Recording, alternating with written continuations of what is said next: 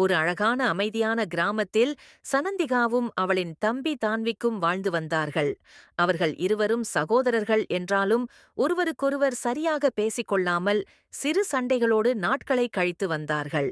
ஒரு நாள் இருவரும் வெளியில் விளையாடிக் கொண்டிருந்த போது தான்விக் தவறி கீழே விழுந்தான்.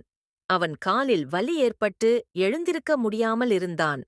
அதை பார்த்த சனந்திகா சற்று பதற்றமடைந்தாள். பார்த்து விளையாட மாட்டியா தான்விக்? உன் காரு அடிபட்டுருச்சு. நான் என்ன வேணும்னு கீழே விழுந்தேன் சனந்திக்கா. வா அங்க போய் உட்காருவோம்.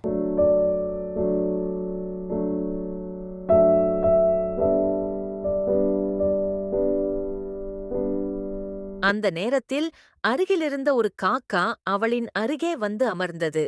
அந்த காக்கா சனந்திகாவை பார்த்து பேசத் தொடங்கியது. உன் தம்பியிடம் நீ காட்டும் உண்மையான அன்பே அவனை இந்த வலியிலிருந்து குணமாக்கும் என்று அது சொன்னது. அந்த வார்த்தைகள் சனந்திகாவின் மனதை நெகிழச் செய்தன. அவள் உடனே தான்விக்கின் அருகில் சென்று அவனை அன்போடு அணைத்து பாசத்துடன் கவனித்தாள்.